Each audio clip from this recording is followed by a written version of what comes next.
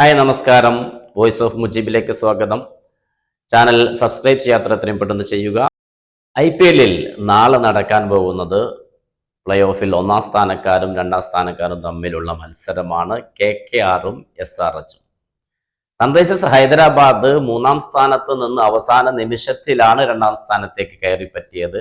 അത് മറ്റൊന്നുമല്ല, KKRഉം രാജസ്ഥാൻ റോയൽസും തമ്മിലുള്ള മത്സരം മഴ മൂലം ഉപേക്ഷിച്ചു.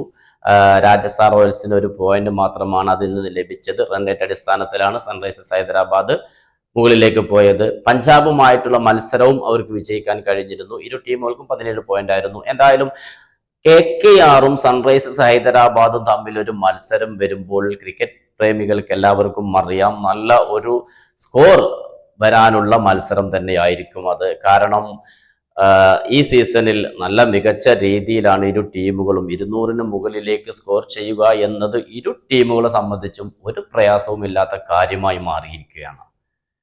നാളെ ഗുജറാത്തിലാണ് മത്സരം, നരേന്ദ്രമോദി സ്റ്റേഡിയത്തിൽ.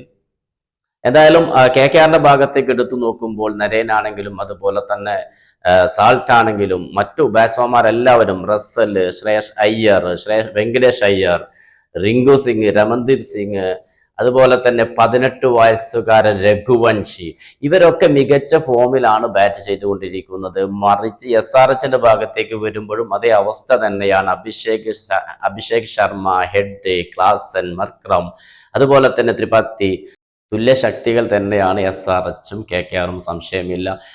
ഇപ്പോൾ വിജയ സാധ്യതയും ഗൂഗിളിൽ പറയുന്നത് ഇരു ടീമുകൾക്കും 50-50 ആണ്. അതിൻ്റെ കാരണം മറ്റൊന്നുമല്ല, നേരത്തെ പറഞ്ഞതുപോലെ തന്നെ 200-ന് മുകളിൽ സ്കോർ ചെയ്യുന്ന ടീമുകളാണ് രണ്ടുപേരും. ബൗളിംഗ് സൈഡിലേക്ക് വരുമ്പോൾ ഒരല്പം മുൻതൂക്കം കൊൽക്കത്തയ്ക്ക് കൊടുക്കേണ്ടി വരുമെന്നാണ് വ്യക്തിപരമായ അഭിപ്രായം. ഇതുവരെയുള്ള കളികൾ നോക്കുമ്പോൾ തീർച്ചയായിട്ടും സൺറൈസേഴ്സ് ഹൈദരാബാദിന്റെ സൈഡിലും നല്ല ബൗളേഴ്സ് ഉണ്ട്. എങ്കിൽ പോലും നിർണായക മത്സരങ്ങൾ വരുമ്പോൾ കുറച്ചുകൂടി ആധിപത്യം കാണിച്ച് കാണുന്നത് KKR ആണ്. എന്തായാലും നല്ല ഒരു മത്സരം തന്നെ നമുക്ക് നാളെ ആസ്വദിക്കാൻ കഴിയും, മഴ പെയ്തിട്ടില്ലെങ്കിൽ.